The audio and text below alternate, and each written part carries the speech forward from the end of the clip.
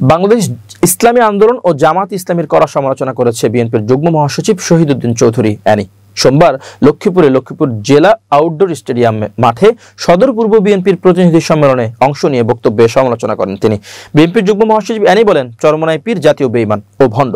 স্বৈরাচার শেখ হাসিনার পতনে কোনো ভূমিকা ছিল না ইসলামী আন্দোলনের। বিগত 17 বছরের ফ্যাসিস্ট বিরোধী কোনো আন্দোলনে ইসলামী আন্দোলন হাত পাখা বা চরমোনাই পীরের কোনো ভূমিকা ছিল না, বরং স্বৈরাচার শেখ হাসিনার সঙ্গে তাদের সখ্য ছিল। বর্তমানে নির্বাচন নিয়ে নানা ষড়যন্ত্রে লিপ্ত রয়েছে দলটি। নির্বাচন বিঘ্নিত করতে নানা চক্রান্ত করা হচ্ছে। ইসলামের নামে তারা চক্রান্ত করছে, ষড়যন্ত্র করছে। সবাই ঐক্যবদ্ধভাবে এই জাতীয় বেঈমানদের চিহ্নিত করে রাখতে হবে। কোনো ষড়যন্ত্রই কাজে আসবে না, ঐক্যবদ্ধভাবে তা মোকাবেলা করা হবে।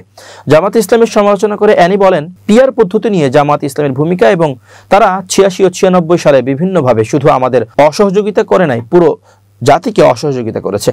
হাসিনাকে টিকিয়ে রাখার স্বার্থে তাদের সঙ্গে থেকে জাতীয় বেঈমান হিসেবে, আত্মস্বীকৃত বেঈমান হিসেবে তারা বাংলাদেশে প্রতিষ্ঠিত হয়েছিল।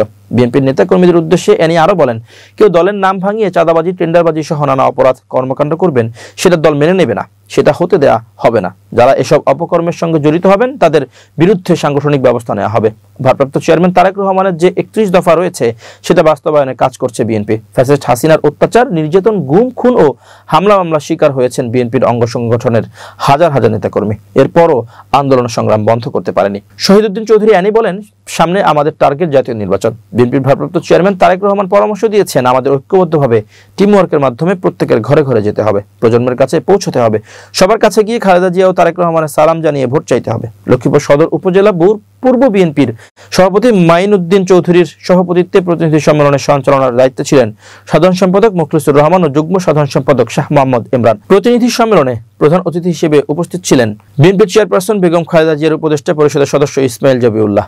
বিশেষ অতিথি ছিলেন লক্ষ্মীপুর 2 আসনের সাবেক সংসদ সদস্য আবুল খায়ের ভুইয়া, কেন্দ্রীয় বিএনপি নেতা আশরাফ উদ্দিন, হারুনুর রশিদ, জেলা বিএনপির সদস্য সচিব শাহাবুদ্দিন প্রমুখ।